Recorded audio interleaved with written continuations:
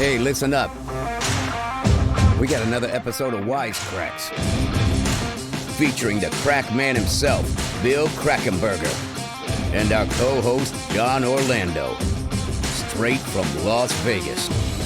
Wise Kracks is your ticket inside the world of sports betting, with tips, picks, special guests, and more. Only on WSN.com.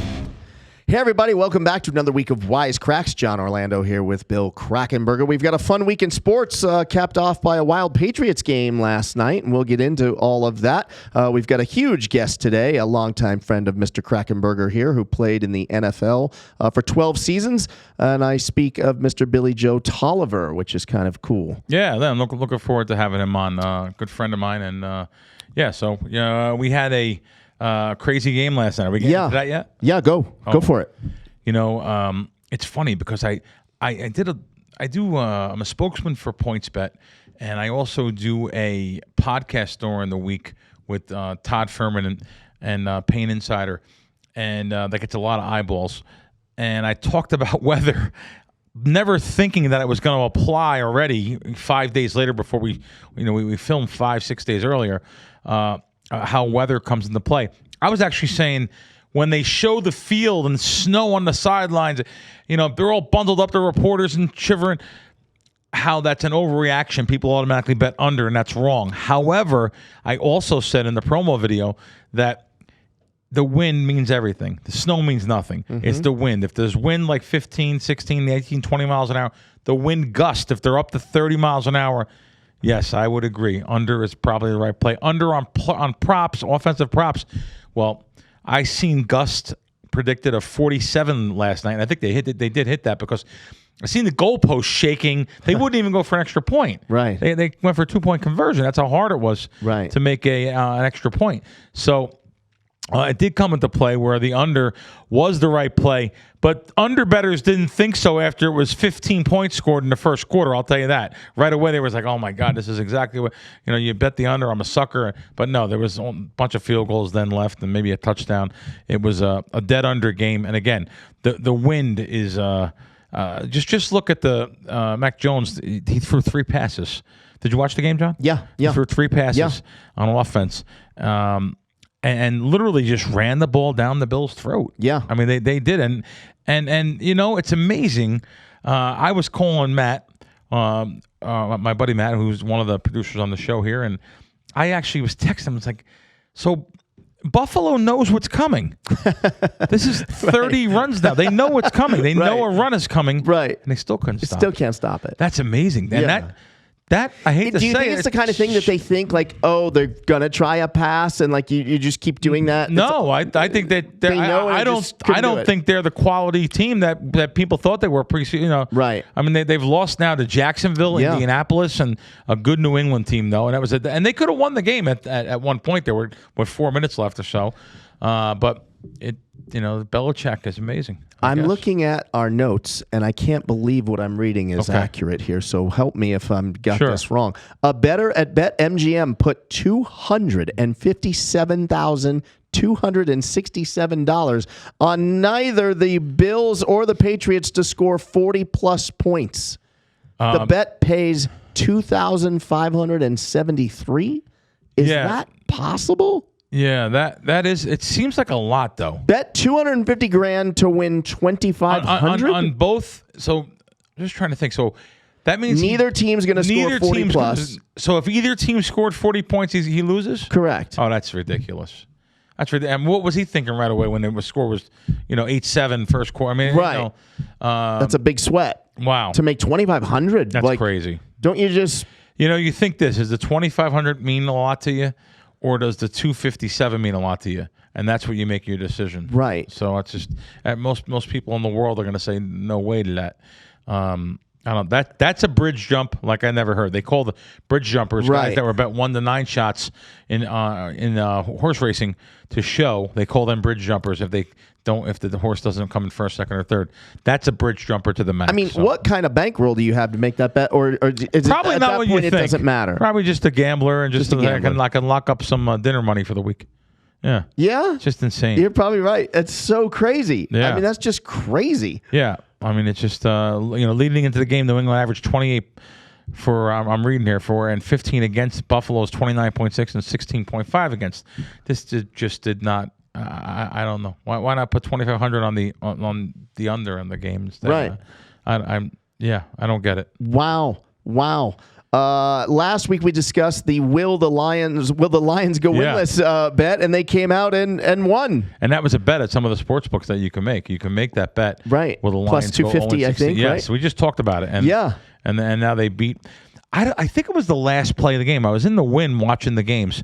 I think it was the last play of the game too that they won that. So it was amazing for them. They were celebrating like they won the Super Bowl. I guess they really didn't want to be embarrassed to going 0-16, so now they'll go 1-15. Quick sidebar: when you're at the Wynn watching games, is it the same experiences like that I saw in Atlantic City with you, or is it different, a little different on the West Coast? It's different over here. First off, I usually don't do that. That's the first week here that I was watching games in the casino. There were some people came in town wanted to see me, and we hung out and watched some games. It was nice though. Sportsbook is nice there. They kind of remodeled really nice. It, right? It's nice. The Wynn is let me tell you.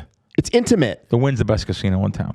There's no casino like the Wynn. From the marble on the floor, the little mosaics, the Carrera marble, the little guy that goes around with a cart putting the little things in, fixing things, and just the ambiance. Do you eat in that little restaurant that overlooks the sports book? No, I know what you mean. The deli there, right? Which used to be Zuzu Crackers. I can't think of the name of that. Now they renamed it. And it's still for the late Charlie Meyerson, who was a giant host of Steve Wynn's from back east.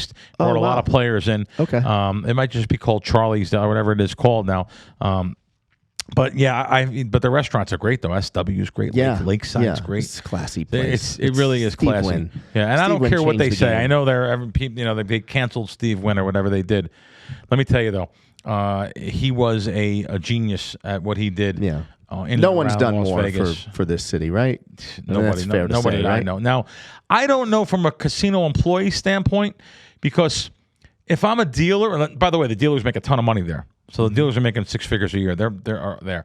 So I don't know from a dealer standpoint though what they think. Not the current dealers, but the ones at other casinos. Like he came into town, some people were keeping their own tips, and that's stopped. Pooling became a big thing. So I'm sure some people don't care for him coming to town and ruining the old school way or whatever it may be. But listen, just these beautiful casinos he built. The Mirage, the first one, I think it was 1988 or 89. Yeah, and then the beautiful. Now they made it a family resort destination where they brought people in, and the tourist dollars, people spending non-gaming revenue was not a thing that it is now, where back then 70% was comps. Now 70% is cash on everything. So it's a whole new world, but he made a beautiful, beautiful strip. He's one of them. Listen, there's other one. Sheldon Adelson came in with the Venetian, and other people came in with other properties. I understand. Derek now, I think. The torch has been passed, right? Sure. Yeah. I know you had a rooting interest in the Bears game last week against the Cardinals. The Cardinals are 10-2, best record in the NFL, but they're still not getting a ton of respect. What does the futures market say? Well, the reason why we had the Cards the Cards Bears game is I was in the Circa Millions contest, and I had an entry that was 12-3, which needed to go 5-0. To get a major share of the quarterly prizes, which is $250,000 over at Circa, and the Bears was the pick that I needed. Early, I had Miami; they won. I had the Bears, and which their quarterback Andy Dalton, who he's on my hit list now. I will bury him anytime I get a chance to. 4 interceptions. Just a terrible, terrible game, and they literally lost the spread by one touchdown. They were getting 7.5 on the pool. So, but we actually did, because I did a swap, like in poker. I did a swap with my friend Steve Fezzik. Oh, and so Steve was also, he had a card 13-2 that went 4-1. So we wound up going 17-3. I don't know what the prize is yet. I was surprised it wasn't announced today. So he got a share of, I think, third, which I'll have 30% or 33% of whatever he received. It should be significant money, though. He should have won, 25, 50. I don't know how much he had, 25,000 or something. So that's great. Yeah, our team, I have a lot of partners, but. So it should be something, but I think about him losing. The only loss he had was Atlanta Falcons, which ended the game on the goal line. Like they had a touchdown. It means a big difference in money. So, but yeah, it was a great weekend though, and successful weekend. We've had like 4 weeks in a row where we've done really good. With crack wins, so I'm happy about them. I'm more happy when they win than it's going to sound crazy than when I win. Reputation and especially this time of the year means a lot to me. Winning during college basketball and the crossovers with the NFL props and another winner we had with the first half in the NFL really shocking me this year. I don't know the actual record, but let's see, we were 22-13. We might be 23-13 now. NFL first halves have been great. Props been great. Last night we had the under on. It's almost a no-brainer though. 47.5-yard field goal over under. So we had the under, but because of the wind, I was shocked they actually kicked a 38-yard field goal and a 41-yard field goal. But yeah, so that was a nice winner for us. So yeah, things are going good. And speaking of going good, how did college football wrap up with championship games? Yes, we had. We did. We had the Mac-12. Am I saying the right word? The Pac-12. Pac-12 championship. We had the winner there. That game was in Vegas. Now, I was invited to go to that game. I did not. I don't go to a lot of games, John. I went to the one game with you, but. That would have been a fun game to go to. So we had a 7-1 winner there. I'm just really happy for the team. We had a couple futures though. We had some season wins that didn't go our way. So I was happy. The 7-1 really put us ahead for our future bets we put out. Real happy. That's awesome. And I'm just looking here at some odds national championship. Yeah, we got some odds. I hate even betting into these markets now because there's too much. There's just so much juice value involved. The value is gone now. I mean, what are you going to bet? Plus 110, plus 130. Right. Yeah. Alabama plus 110, Georgia plus 130, Michigan. What about Michigan plus 750? Yeah. I mean, what were they preseason? They were 100-1. I mean, I just hate betting into these kind of pools unless there's really one of the, let's just say it's slow-moving sports books out there that didn't adjust enough or is giving too much away. So, yeah, I should mention the odds I just read off are from Bet365. Okay, that's in Jersey. That's at the Hard Rock. You can fund that. So they have Alabama plus 110, Georgia plus 130, Michigan plus 750, Cincinnati plus 16-1. Bet365.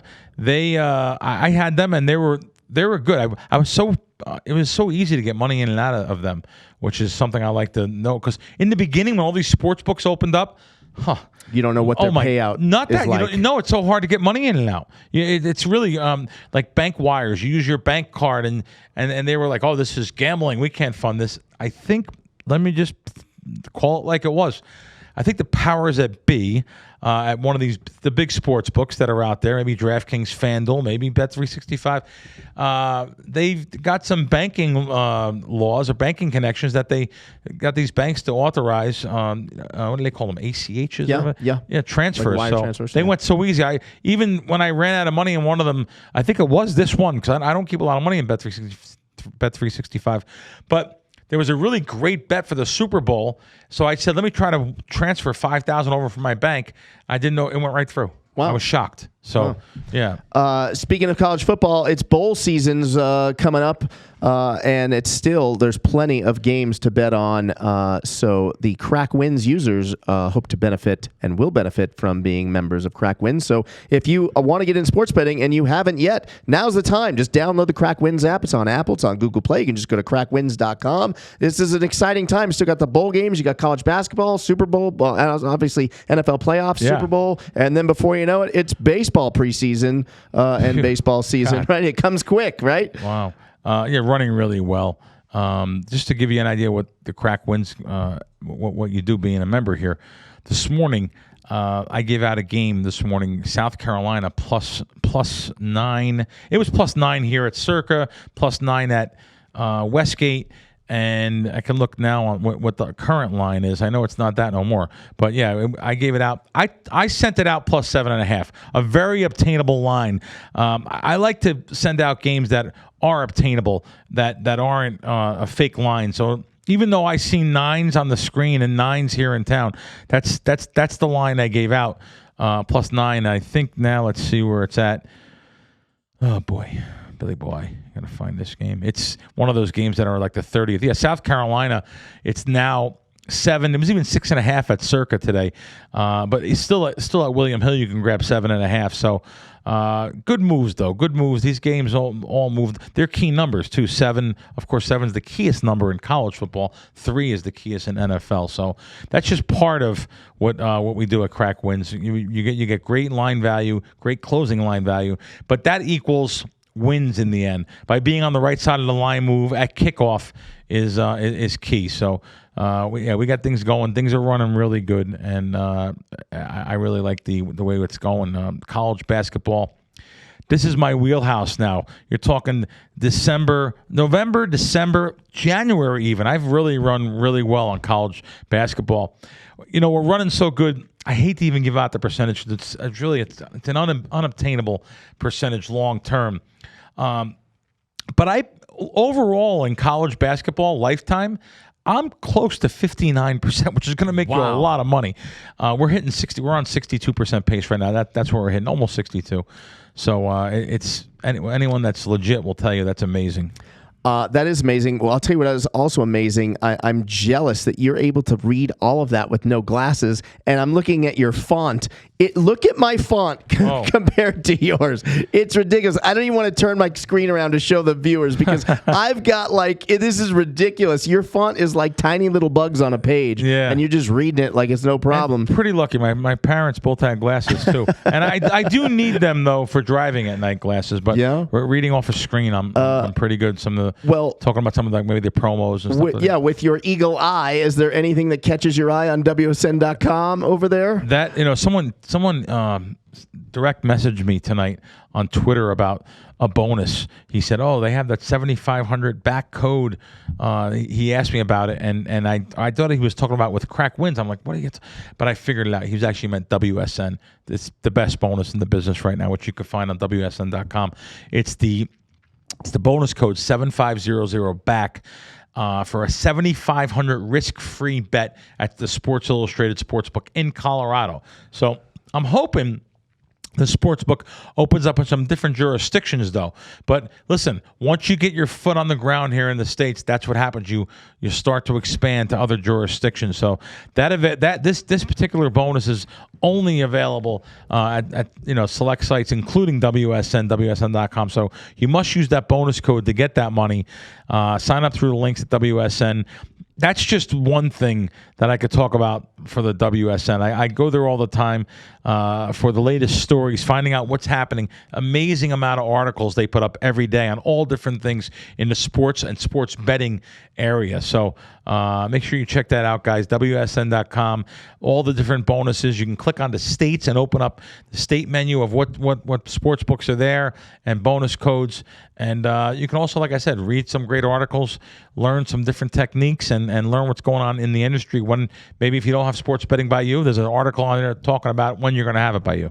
I love it. I tell you, I saw a tweet that got your juices flowing. A woman was traveling, had $100,000 in cash seized at the Dallas airport. Well, actually, let me explain that. The woman that put that up, I want to have her as a guest on our show eventually. The woman that actually put that tweet up, let me find it here. She goes under the tweet name RX Gamble, and she actually posted. As you could see here, John, she actually posted about a different story just in Dallas that $100,000 was seized at the airport. They actually seized this person's money. It wasn't hers. She did have money seized also in Georgia. That she's a professional gambler, and I'm wrong. It is a woman. Look at that. The woman that owned the bag was not arrested. They just seized her money. You don't even get punitive damages for lawyering up or get your money back. And then her story on there from the Los Angeles Times when she got her money stolen, the person that tweeted this, she has her story up there. But, I mean, it's just unbelievable because these people are going to like gambling destinations. So they don't arrest you. They just take your money. There's tournaments that during the World Series that are 100,000. I mean, for sure. I mean, isn't there? They still do $1 million tournament. They had $1 million one drop tournament years ago. I don't know if they do that, but I think they still had that. That's amazing. Yeah. So there's tournaments that cost $1 million to buy in, yet they're seizing $100,000 at the airport from gamblers. I mean, it's just a way of them stealing your money. That's what it is. So I know myself. I have traveled through airports when I'm going to a gambling destination. I'm coming into Las Vegas. A buddy of mine was coming into Myrtle Beach. From Myrtle Beach coming to Las Vegas. That's funny thinking about that. I'm gonna tell you a quick story about that. But the same thing. They asked him where he was going with $50,000. I was there for a. They had a unbelievable little boat that used to go out 1 mile at Myrtle Beach. It's gone there now. It's not there anymore. It was literally called, I think it was Crazy Al's. That's crazy because he was nuts. He had the greatest sports book. They used -110 on everything. So in other words, there was no +3 -30. It was +3 or +2.5 or 2 or 3.5. And I knew it was a good opportunity. And I brought some money with me, a good amount of money. I wound up winning $5,000. Which probably was really, for the amount of money I brought, really wasn't that successful. I thought it was going to be better, but it was good. It was worth it for the weekend. This is about seven years ago. And going through that airport, they have some of the most sophisticated technology. Matter of fact, the guys actually noticed the money and asked right away and came. They had a supervisor come over, pull me to the back room, and he, after I showed him my credentials and showed him a Google my name, and I gamble for a living, I pay a lot of taxes. He actually showed me how sophisticated some of these systems can be, picking up that little thing in the bill, that little silver thing.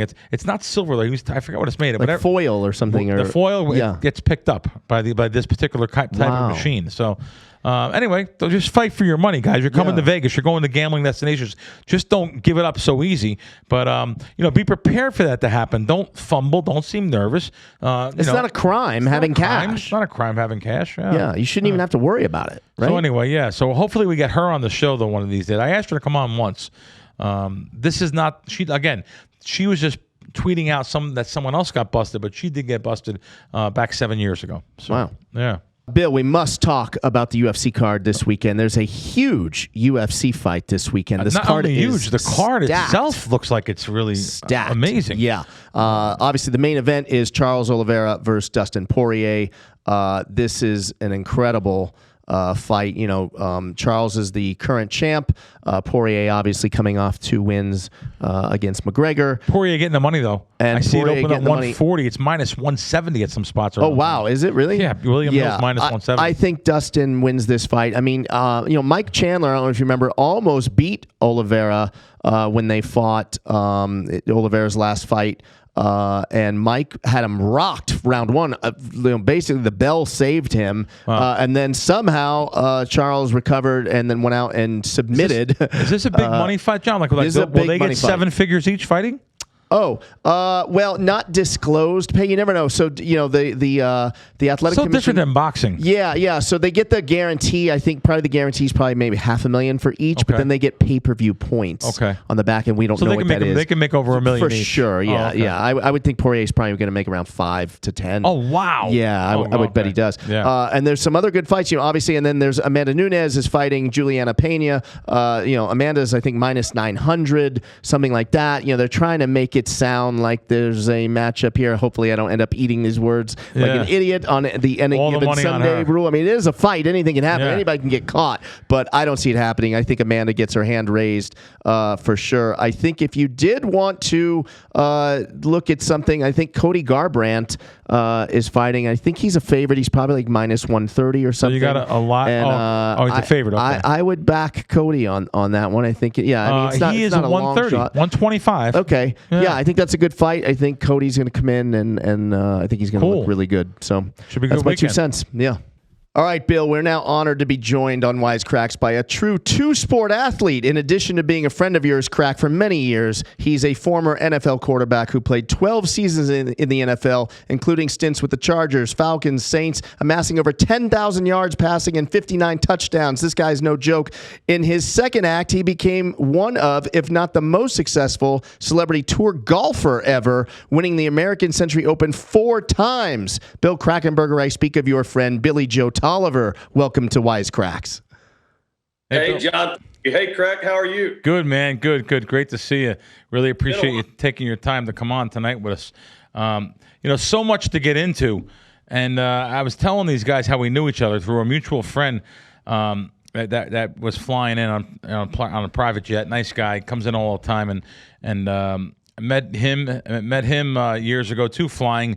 I was on a private jet flying to the Bahamas is how I met him. And then I got to meet you. You were at a couple of these big tournaments or whatever, this gambling tournaments and stuff. And it's just a fun, good old time. And how do you know our mutual friend? You guys have been friends since kids too? No, we were together in Shreveport, Louisiana. Oh, okay. That area, and I just met him. And I don't know. He seemed like a pretty good old fellow, so I just hung out with him. He's a good guy. He's a regular guy. Yeah, you never know. He's just a regular, good old boy. Really good guy.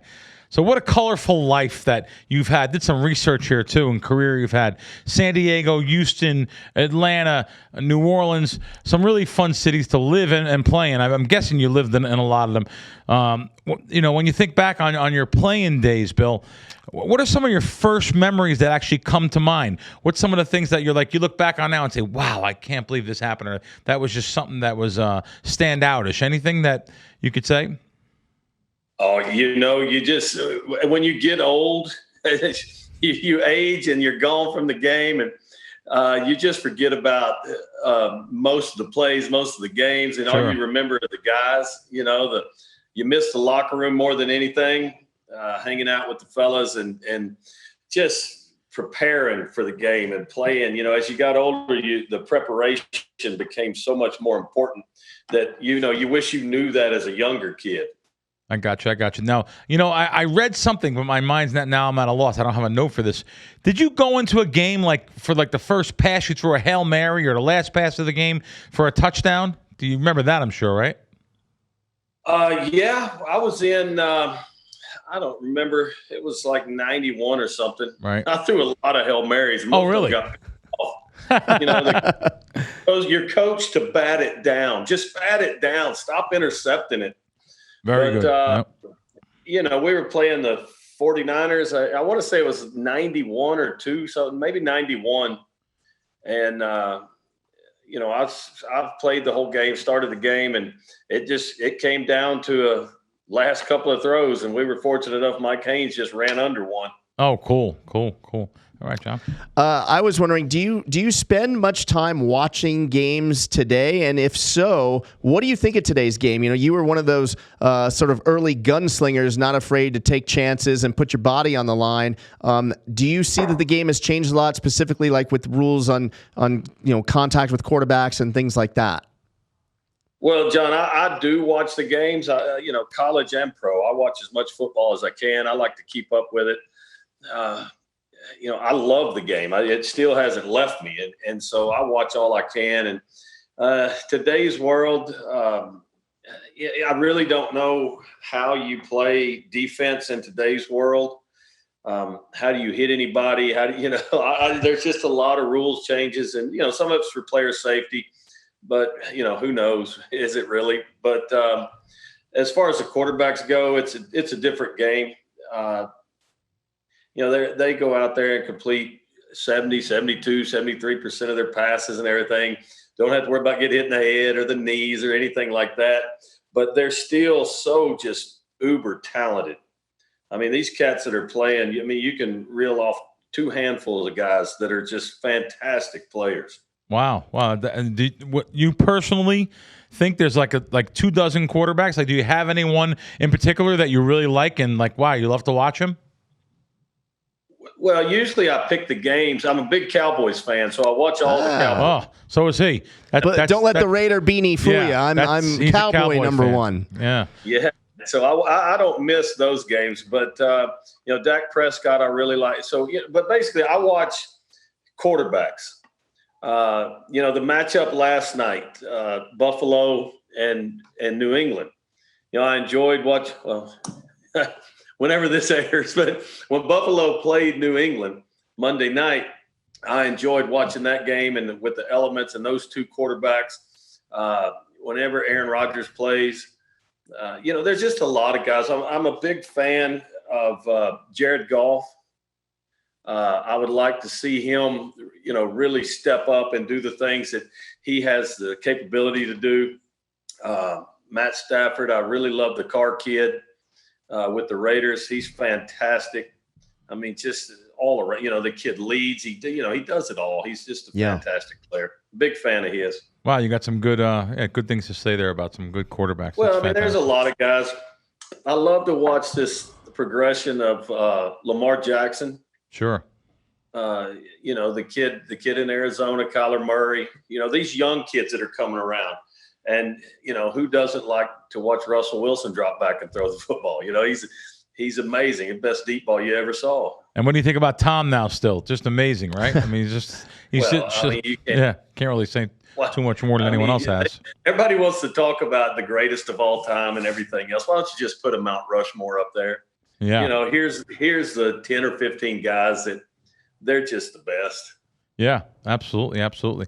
Let's go on to golf because I learned some stuff here doing some research on you with golf. Now, I think you came out here once and when I was out here, and I think a bunch of you guys played golf. I'm not 100% positive, but I do know you still actively, do you play like 3-4 times a week, once a week? I see you have grandkids now, so is it tough to get out there like you used to in the old days?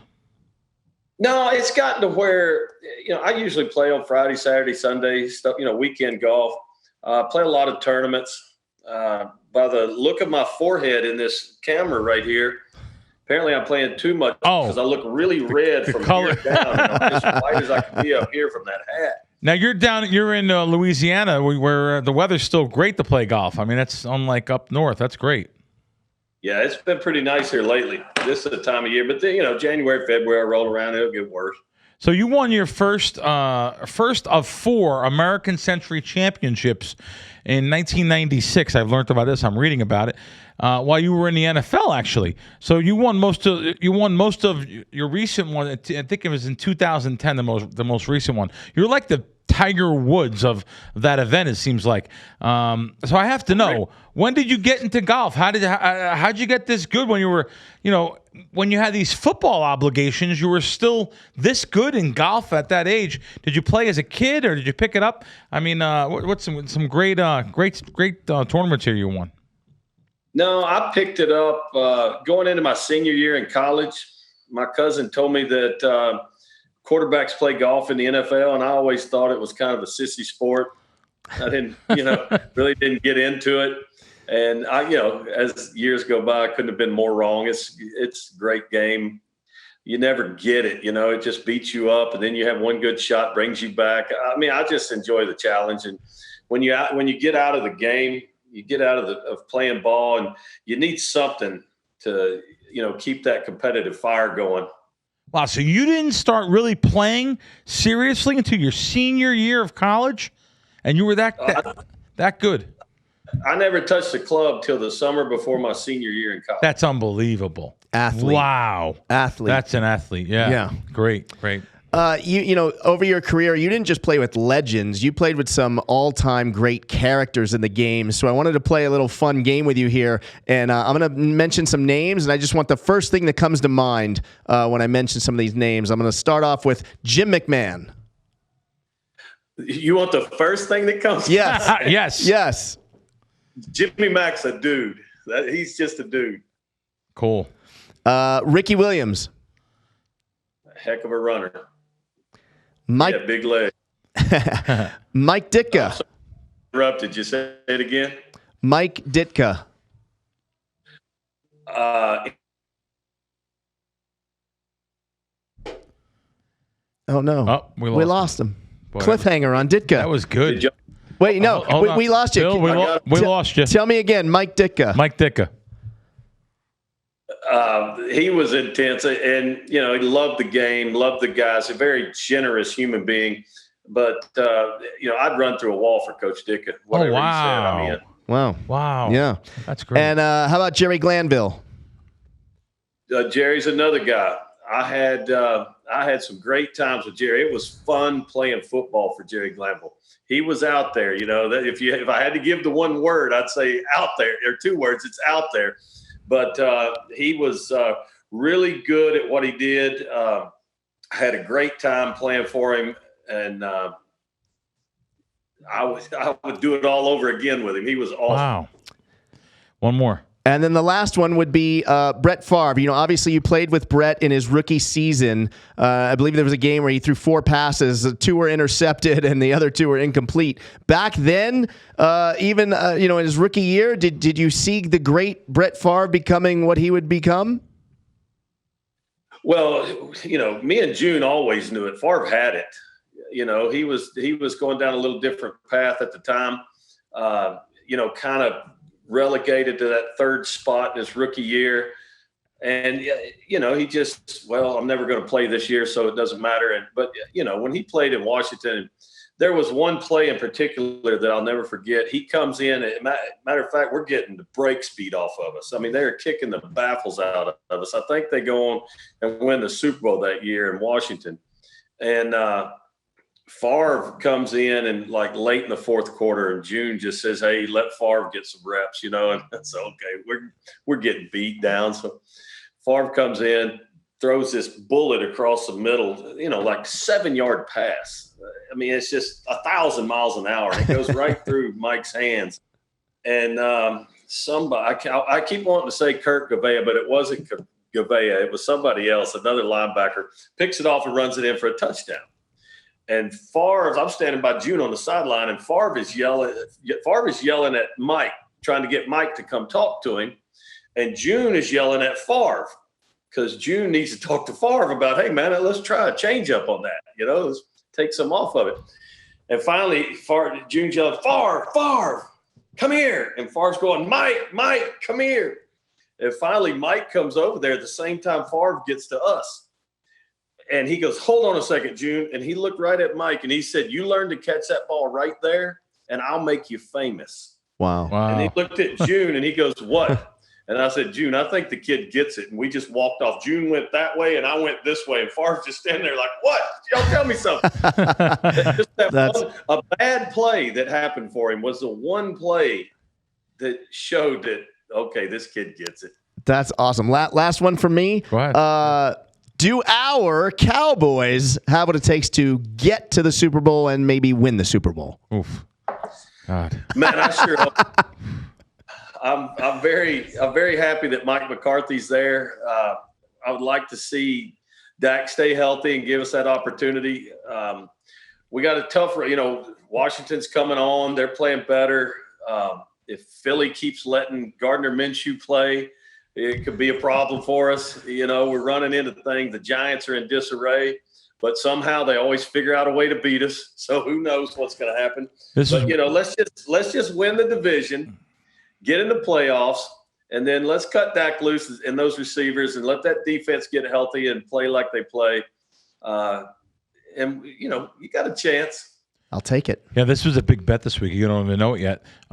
This is one of the biggest moves in the NFL this week was on the Washington Redskins. It opened up 5. It got hit today. I seen it moving on my odds screen everywhere down to 3.5. May even be 3 by game time. But yeah, there's a lot of money on Washington this Really? week. Yeah, Washington at home versus Dallas. Probably shouldn't have been lined 5 anyway. So, we're a gambling show, so we talk gambling stuff. But yeah, Washington's they're going to be tough. They got tough out of nowhere. They were. I thought that in the beginning of the season, a lot of the wise guys were betting them, but they just got tough out of nowhere. And Dallas kind of slipped a little bit versus Denver. And didn't they lose? They lost to the Raiders in Dallas, right on Thanksgiving. Yeah. So there's a couple little slip ups there. So, Craig, Washington had a good football team coming into the season. On paper, everybody thought, okay, they're going to be a contender and all this other stuff. Have a couple of bad breaks here, there, and how it goes. And it snowballs on you a little bit. And now their talent on their roster's coming out. Their quarterback has settled in. playing well, doing really well on third down, keeping them in the games, giving them opportunities, and that defense they got that can come get you. They're always going to have a chance. I mean, it's shocking where they're at, but Cowboys, we got our hands full. Yeah. Well, Bill, I really appreciate you coming on. We appreciate you coming on tonight with us, and I look forward to see you again in the near future, my man. Well, you got it, Crack. John, thank y'all, man. I appreciate it. Thank you. Disheveled, but the grandbabies wore me out. No, you look great. No, you look great, man. Thanks you again. Play them in zone. It's man to man over here. Man, that was really fun. I love that you're holding these guests. Who knew you had this in your back pocket, Crack? Come on. I actually forgot that I had him in my back pocket. I haven't seen him in a couple of years, so you just forget. And he's a great guy, fun guy. And when he comes to town, he's the life of the party, man. When he comes to the town, like I said, he comes in with his buddy who they fly in a private jet here, and they just have fun. And he makes sure. And he's a big old guy too. He plays golf and he goes out and with the crew and he's like the leader of the pack. Yeah, so he's a good dude. Yeah, people don't realize the to make it to the NFL, the odds on making it to the NFL, it's so hard, especially as a quarterback. Yeah. Oh man. And that guy played 10 seasons 12 seasons. Yeah. I mean, like, respect. Like, it really is something. Definitely. Cool. Bill, this is a great show. Before we sign off, I don't know if you saw the headline. We didn't talk about this earlier in the show. Tommy Fury has withdrawn from the Jake Paul fight, and Woodley is in for the rematch. What are your thoughts? Oh, you don't like? No, I actually liked Paul in that. It was a plus 150, 140 dog. Oh, right, to beat Fury. Yeah, so it kind of upsets me, and I'm sure. I don't know if it's I seen the speech that Paul went on and said, maybe he over exaggerated the reason why he pulled out of the fight. Right. I think he would want to fight and make millions of dollars, right? For sure. Obviously it's a real injury or whatever that came out. So. Yeah. And Woodley is a plus 225 underdog now. Do you give Woodley any? No? No, but I'm not betting the fight anyway. You stay away now. Yeah. But we had on our buddy. Yes. Am I saying the right name right? Paro. Yeah. Liam. Liam Paro. And I was looking forward to watch that on the undercard. I'll still watch it. I think it's bigger for him now. I think it's bigger for him now. Right? I think this gets more eyeballs, the rematch with Woodley. So it's probably a good thing. Okay, cool. All right, Crack, let's do this again next week. Yeah, I'll be on the road, but I will let's do it. All right, we'll see you guys next week on Thanks, Wise guys. Kracks.